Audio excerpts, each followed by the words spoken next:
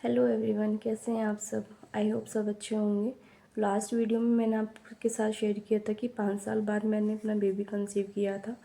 आज की वीडियो में मैं आपसे ये शेयर करूँगी कि इन 5 सालों में मैंने क्या क्या स्ट्रगल किया है अपनी इस लाइफ में अपने बेबी के लिए, तो वो मैं आपसे डिस्कस करना चाहूँगी। तो शुरुआत करते हैं।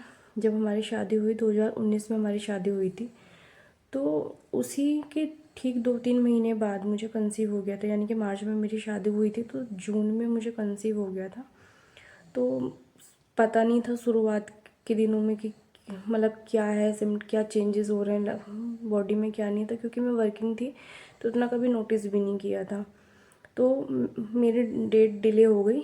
तो मैंने अपने जो मेरे साथ में मतलब मेरे साथ जो जॉब करती थी, मैंने उनसे ऐसा डिस्कस किया कि मतलब इस तरीके से मुझे हो रहा है। तो उन्होंने बोला कि शायद शिवानी तुम प्रेग्नेंट हो, एक बार आप चेक करो।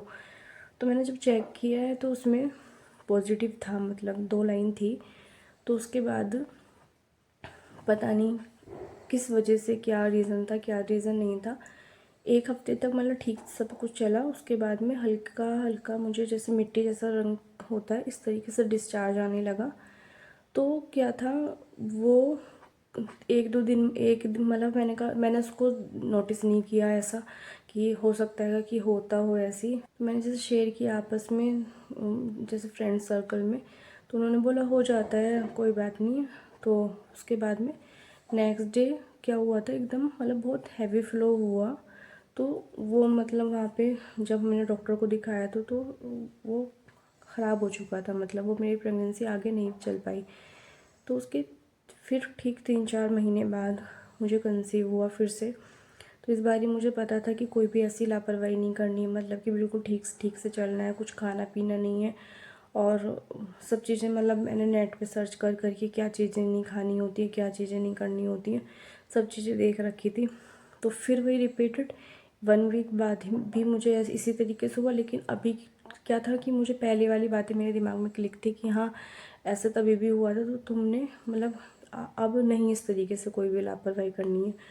तो क्या था, वहीं पर ही सैटरडे की बात थी ये।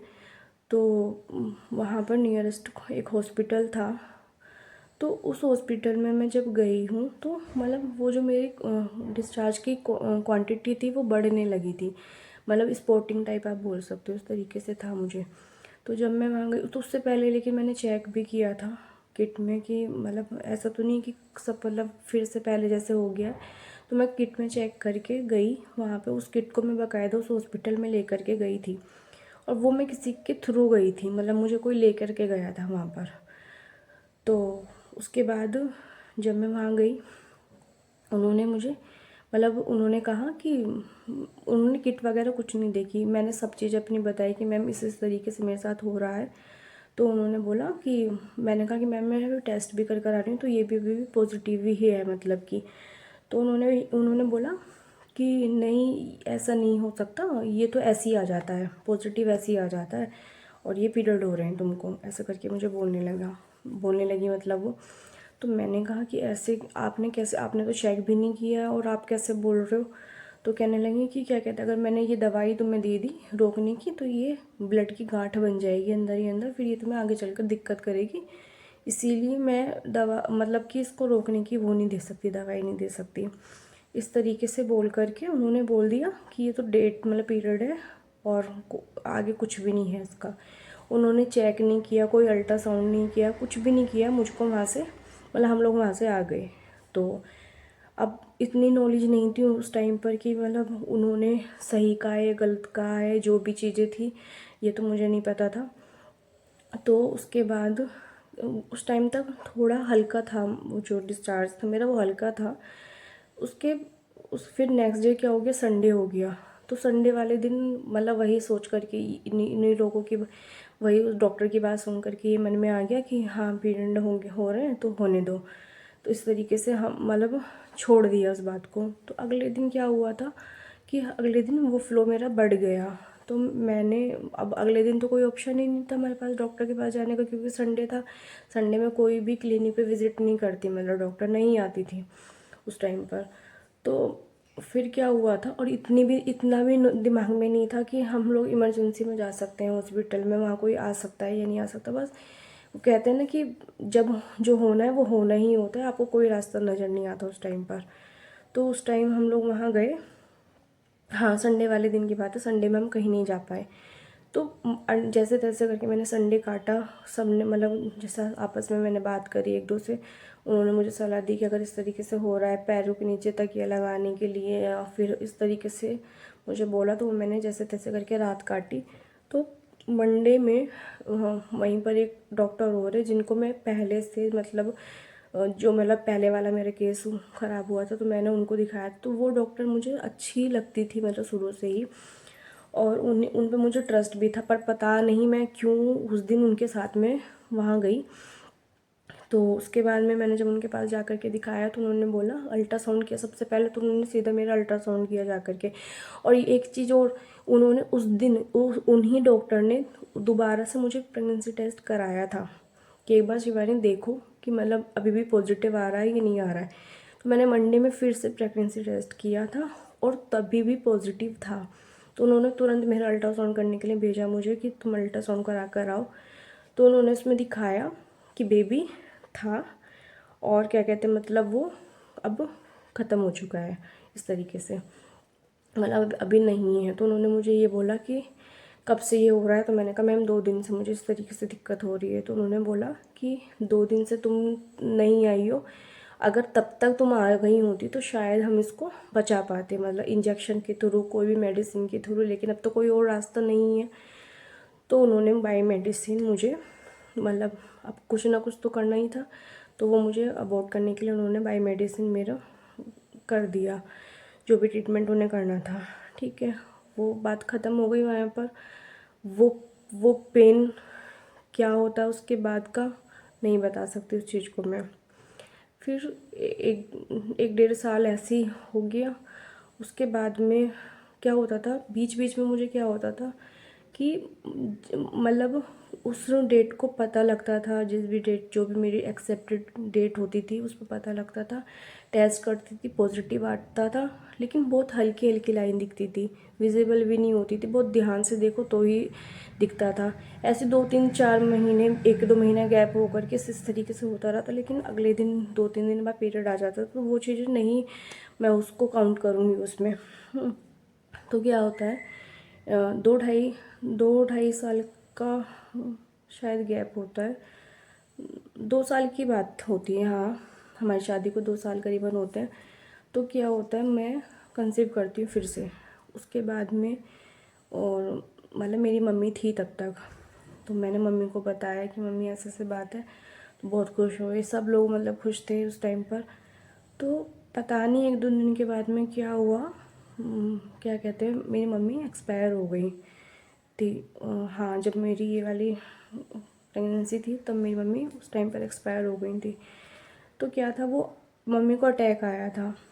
तो सबसे बड़ा ट्रॉमा मेरे लिए ये था कि एक तरफ मेरे को ये भी खुशखबरी मिली है, और एक तरह अब मम्मी का ये सबसे बड़ा ट्रॉमा मेरे लिए। तो वो कहीं ना कहीं मतलब समझ ही नहीं आ रहा था। एक एक बार को दिल मेरा बिल्कुल गवाही ये नहीं दे रहा था, मैं क्या करूँ, मैं रोती हूँ, ज़्यादा टेंशन लेती हूँ, मतलब मेरा माइंड इतना ब्लैंक हो गया था कि मुझे खुद नहीं समझ में आ रहा था। एक टाइम के लिए मैं बिल्कुल शॉक्ड हो गई थी कि क्या कर हो गया मेरे साथ में ये। मैं टेंशन मतलब रोती हूँ तो मेरा बेबी है, और मैं खुल के मतलब आप यकीन नहीं कर पाओगे, मैं बयान नहीं कर पा रही उस चीज़ को, कि मेरे को समझ में नहीं आ रहा था कि क्या हो गया मेरे साथ में ये। खुलकर मैं रो भी नहीं पा रही थी इस चीज़, बहुत एक अलग ही तरीके से मेरी दुनिया में चेंज आया बिल्कुल से। क्योंकि मेरी मम्मी जो थी ना मेरे लिए, वो मेरे लिए सब कुछ थी। आज तक मैंने कभी अपनी कोई ऐसी फ्रेंड नहीं बनाई है जिससे कि कभी अपनी मैंने बातें शेयर की हो। मैंने अपनी मम्मी से हर एक बात शेयर की है, क्योंकि एक माँ जो होती है ना आपकी, वो सबसे बड़ी बेस्ट फ्रेंड होती है। और मेरी मम्मी ने आज तक मुझे कभी भी फ्रेंड की कमी महसूस नहीं होने दी, हमेशा मेरे साथ में बिल्कुल एज अ फ्रेंड रहती थी। तो वो ट्रॉमा मेरे लिए ऐसा था कि वो चीज़ को भूल भी नहीं पाती कि क्या हुआ। और सडनली जब या तो हमें पता लग रहता है कि हाँ भाई बंदा बीमार है या इतने टाइम से ऐसे ऐसे हो रखा है, तो ये सब चीज़ें हो सकती हैं। और सडनली इस चीज़ की न्यूज़ आना ना एक बहुत बड़ा शॉकिंग न्यूज़ थी मेरे लिए ये। तो क्या होता है, अब मुझे जो होना था वो हो गया था। अपने बेबी की तरफ सोचना था कि हाँ अभी ये है। अब कैसे तैसे करके मन समझाया। ये लगा कि शायद इस बेबी के रूप में मेरी मम्मी मुझे वापस मिल जाएंगी। तो क्या होता, मतलब मैं इसका बहुत अच्छे से ध्यान रखने लगी। मन नहीं होता था, ऊपर मन से क्या होता, खाने का मन नहीं है, दवाइयाँ खानी है टाइम पर, खाने का मन नहीं है लेकिन खाना पड़ता था। तो कोई डाइट नहीं थी उस टाइम पर, कुछ भी नहीं था, बस जैसा मिल गया, बस दवाई खाने के लिए खाना है तुझको। तो ब्रेड मिल गई, ब्रेड खा ली, ना वो सेकी ना वो कैसे भी है, बस ऐसी ही खा ली दवाइयाँ लेने के लिए। मतलब चलता रहा 15-20 दिन बहुत स्मूथली, जिस तरीके से मतलब मुझे पहले हो जाता था कि एक हफ्ते में इस तरीके से होने लगता था, कुछ भी नहीं था, बहुत अच्छे से सब कुछ चल रहा था। तो डॉक्टर ने मुझे 15 दिन बाद बुलाया था हार्ट बीट चेक करने के लिए, जो बेबी को मतलब 1.5 महीने पे जो बेबी की हार्ट बीट चेक होती है, इसलिए बुलाया था उन्होंने। तो मम्मी तो उस अगले दिन, दूसरे तीसरे दिन ही मम्मी एक्सपायर हो गई थी। तो मैं वहाँ उस मतलब ये था कि एक हफ्ता भी नहीं हुआ था डॉक्टर के पास गए हुए। तो 15 दिन बाद हमें जाना था। 15 दिन के बाद हम गए वहाँ डॉक्टर के पास, तो पता लगता है कि बेबी में हार्ट बीट नहीं आई है। 6 वीक प्लस हो चुके थे तब तक, तो बेबी में हार्ट बीट नहीं थी।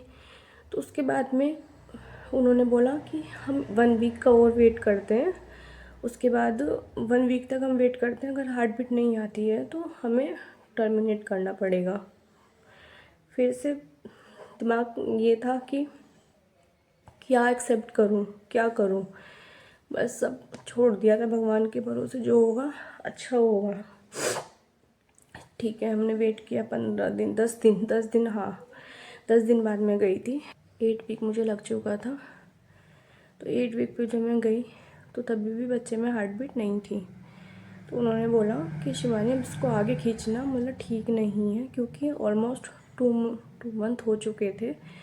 तो अब आगे अगर और हम लोग इसको खींचते हैं, क्योंकि बच्चे की ग्रोथ भी नहीं हो रही थी, तो उस हिसाब से मतलब हो रही थी लेकिन उस हिसाब से नहीं हो रही थी। तो मैंने काफ़ी सारी जगह वो अल्ट्रासाउंड दिखाया कि मतलब मन नहीं मानता ना कि एक बार कि हाँ किसी एक डॉक्टर पर ट्रस्ट करके कि हाँ क्या पता वो मतलब कोई और सही हमें अच्छा बता दे, तो वो मन में चलता रहता है। लेकिन वो गलत नहीं कह रही थी ना भाई।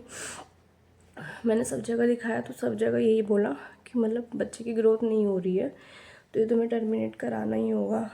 तो पहले वाला वो ट्रॉमा था कि उस टाइम पर भी ऐसा हुआ था, तो कितना पेन था, क्योंकि हम अलग मतलब कि क्योंकि मैं और मेरे हस्बैंड थे सिर्फ, और अकेले हम लोगों को सब कुछ मैनेज करना था।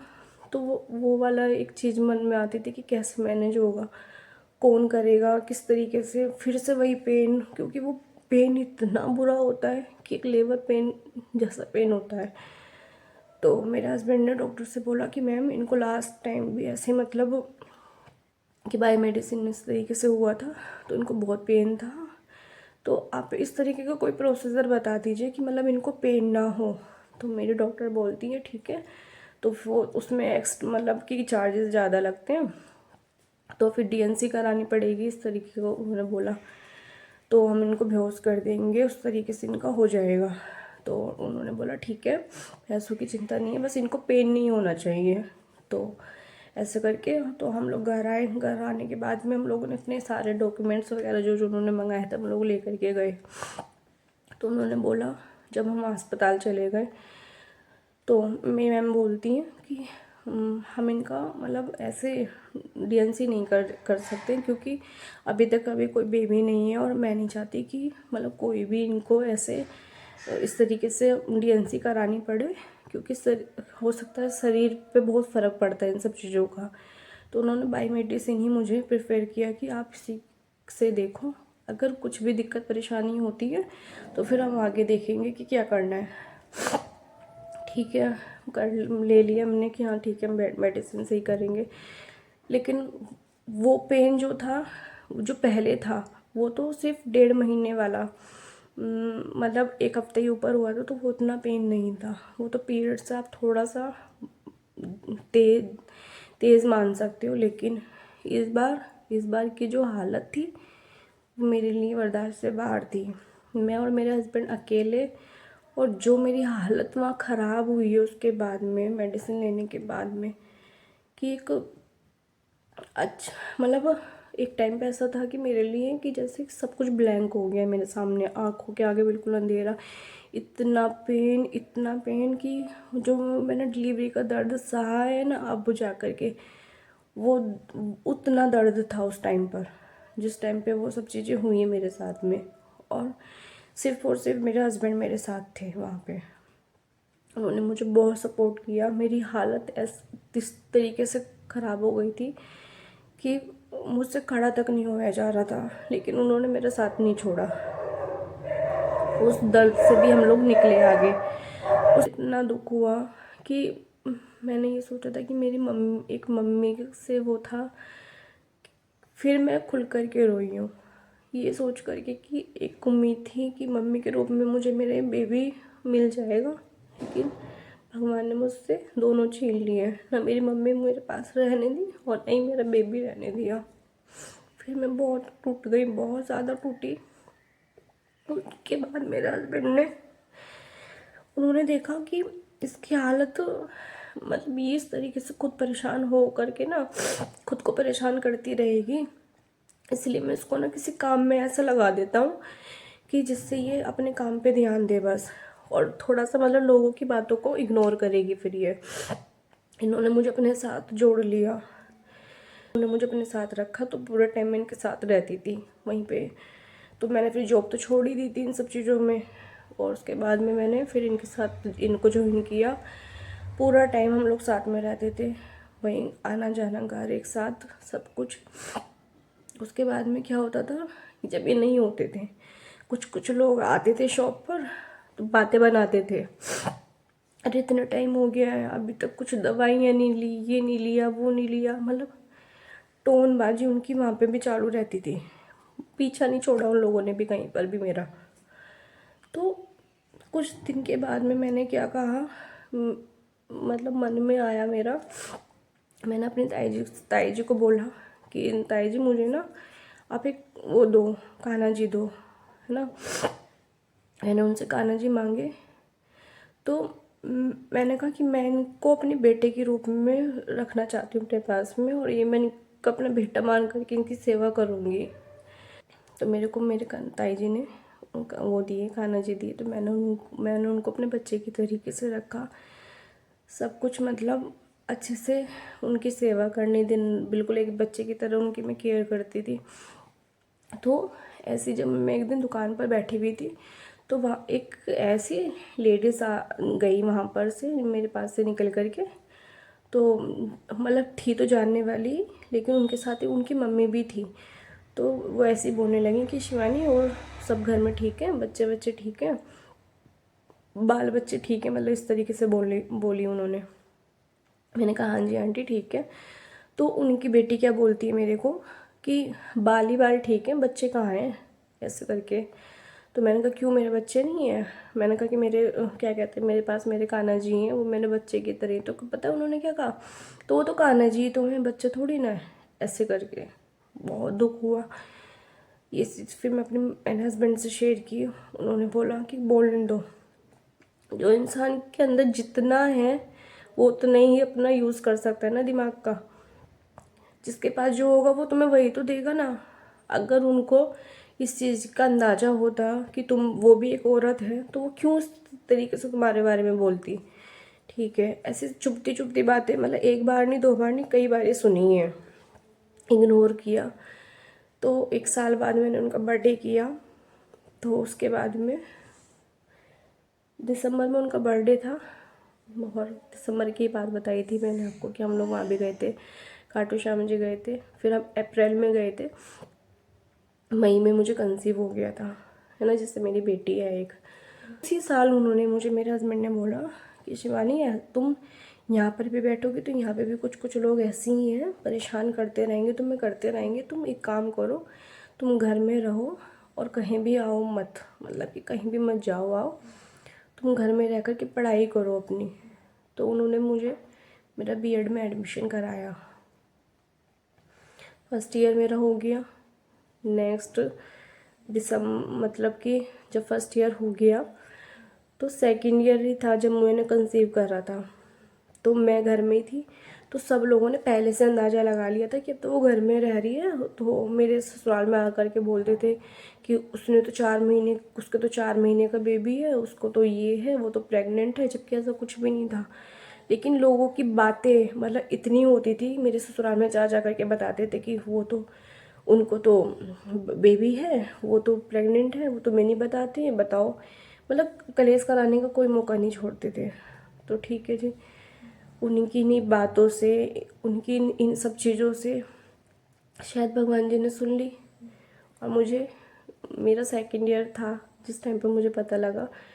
तो जब मुझे कंसीव हुआ, सेकंड ईयर मेरा चल रहा था बीएड का, पेपर मेरे स्टार्ट हो गए थे क्योंकि मई में मुझे पता लगा था।